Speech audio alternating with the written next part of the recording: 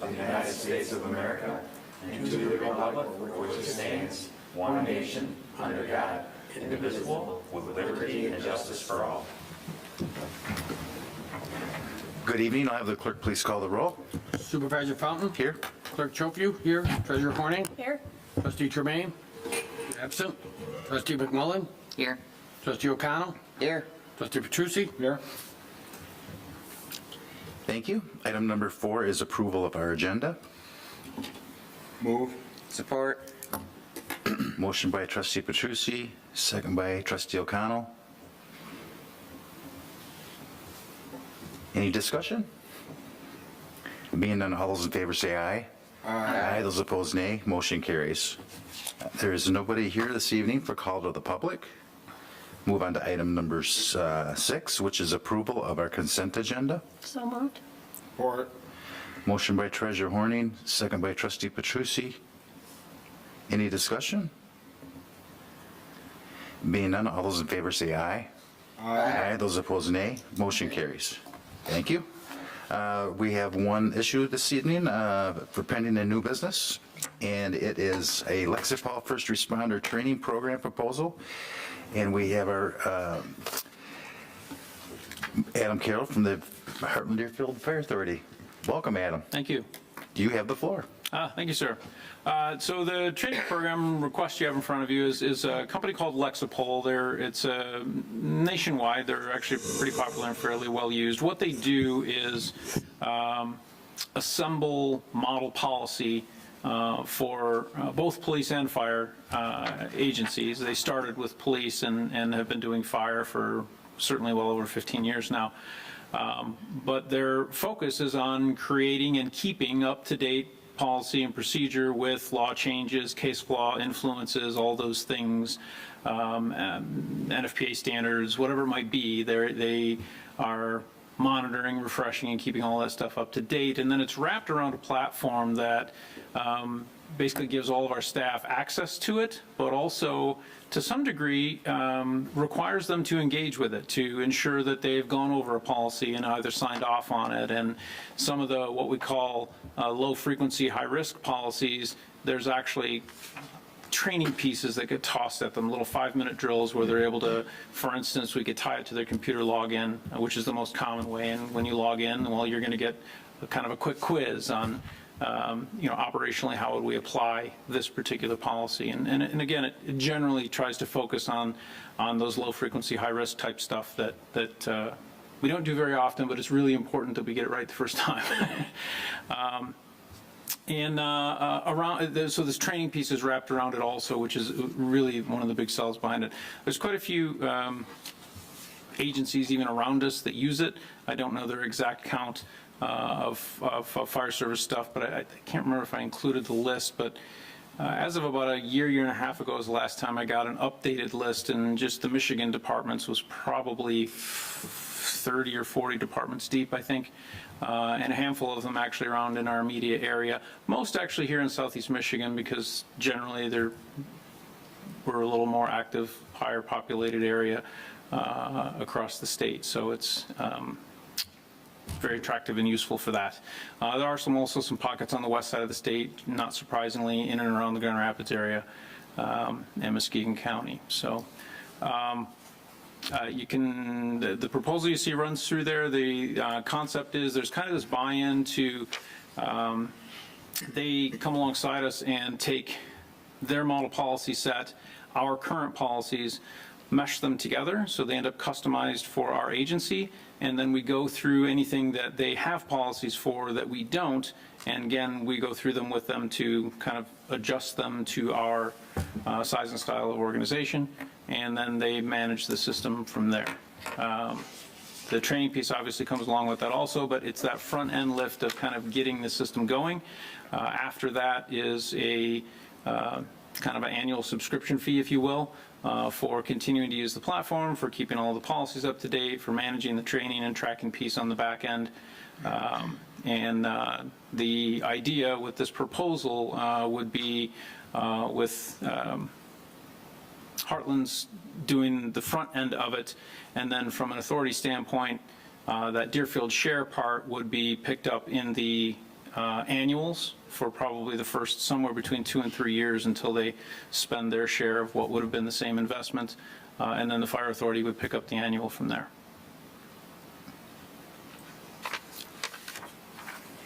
So Adam, I have a question. It looks like this, is it Lexipol? Mm-hmm. They have opportunities for police, fire, EMS, and corrections? Correct. Is our county and those other entities part of this as well? So there's consistency, or is this something different than that? It's qualified, yes. So, for instance, probably the closest neighbor to us that uses it is Highland Township, right across the street into Oakland County. There are a couple of Genesee agencies. There are a handful of Oakland agencies. I think we would be the first one in Livingston, I'm fairly certain. I know Green Oak was looking at it. The difference is their fire chief is an attorney, so they're trying to figure all that out. As far as, does it matter as far as them being meshed with each other? No, primarily because the current policies that we share with other agencies are our policies. So when we do this meld, all of that will get taken into account also. So you do a lot of work with Brighton. We do.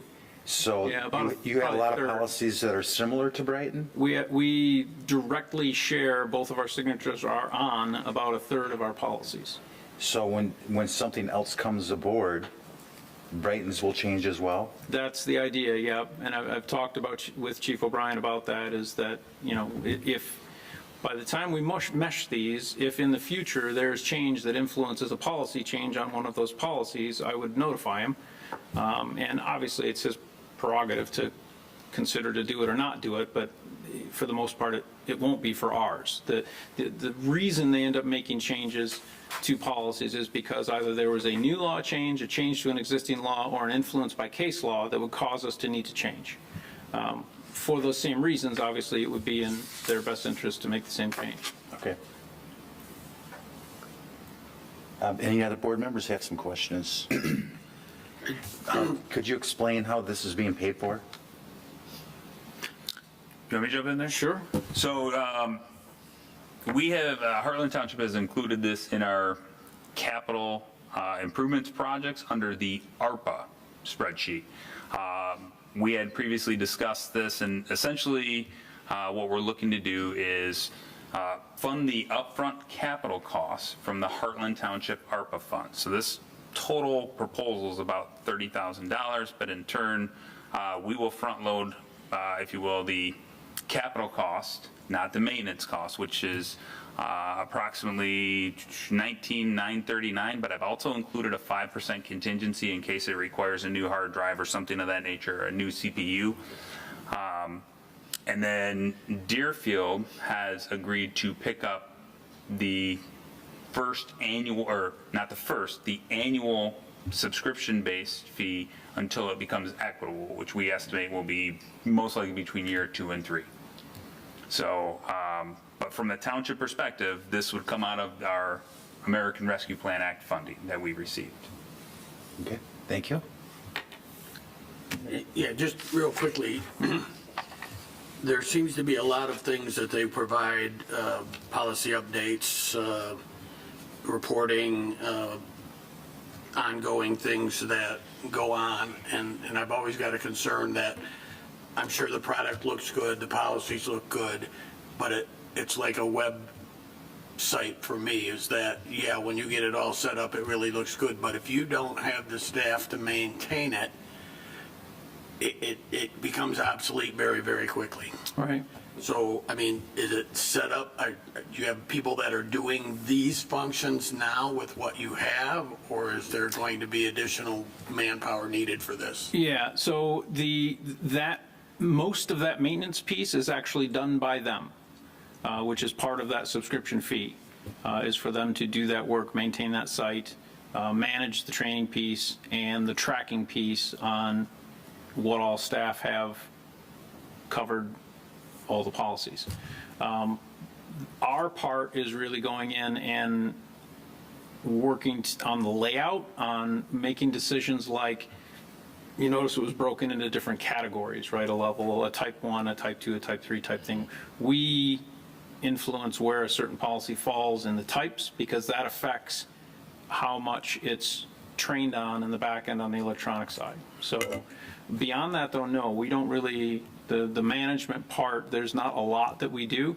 And there's a handful of us that have been managing department policy for a while. We would spend less time on department policy, but not no time, if that makes any sense.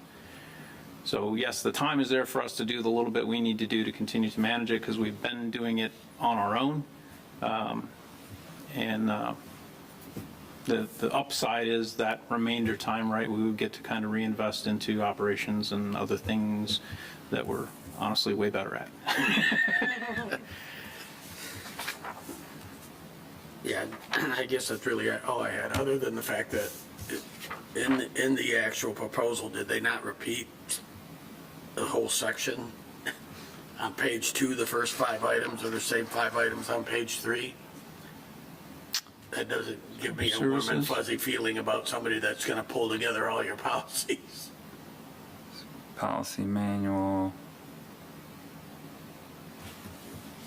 But these 2 pages are the same. Which one's he talking about? Page 3 and 4 of their proposal, I believe, if I'm understanding correctly. Right. And again, I'm sure they're still a reputable company, but when I started reading it, it just, Yeah, that is, I'd have to dig into the text to make sure they actually all say the same thing, but it sure looks that way.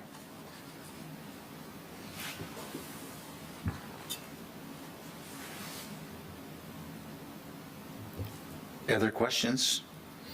I was For Chief gonna Carroll? point out also, it's like, oh, it's a duplicate, whoops. Someone copy and pasted once too often. For sure. Are we looking for a motion this evening And for the and proposal? for clarity, I should probably admit that duplication might be on me. I'm now realizing we were updating the proposal because we actually were researching this for the past year and we've had multiple proposals. The first 2, I believe, expired. So I was trying to, we got a revised price and I. Now you see why we need a subscription. Yeah. So, no, I just want to, oh, I understand now. yeah, no, it makes perfect sense according to Larry. If there are no other questions, I'll entertain a motion. I'll make a motion to authorize Township Manager to facilitate Heartland Township ARPA funding contribution in the amount not to exceed $20,936.74 towards a Lexipol training proposal as presented. Or Motion by Treasurer Horning, second by Trustee Petrucci. Any other questions or comments? Being none, all those in favor say aye. Aye. Those opposed, nay. Motion carries. Thank you. Thank you. Adam, Appreciate it. thanks for being here tonight. Yep, thank you. I don't get to stick around for the closed session because I'm up on the diocese. Stick around if you like. Okay, board for our first meeting in January of '23 starts with Clerk Schofu. I just want to say that we finished out the year. We did our last 20-some passports in the last 3 days of December. We actually did 416 passports for the year, which is the most we've ever done. The previous high was like 399, and they are coming in pretty regular as of yesterday and today. We did 10 or 12 today. Wow. Keeping us busy. Thank you. Treasurer Horning. We're collecting taxes, but if anybody looks online and sees that their mortgage company hasn't paid their tax, the largest mortgage service company in the United States is having a huge problem getting any payments to Michigan and a few other states. So I called them today because I hadn't seen the packet come yet. Wanted to know if it got lost in the mail or what, and he said, no, it's just a big problem and there's several states. So I don't want people to worry because it does affect, if you claim it on your income taxes, you want it paid by December 31st, we will have the capability to mark those for 2022 once we get them, but he doesn't have any idea of when they're coming. So if you see that you're not paid, don't worry about it if you have a mortgage company. Thank you. Trustee Germain? Nothing this evening, sir. Yep. Trustee O'Connell? Nothing this evening. Trustee McMullen? No report. Trustee Petrucci? No report. And Larry, would you be kind enough to give an update on Winterfest?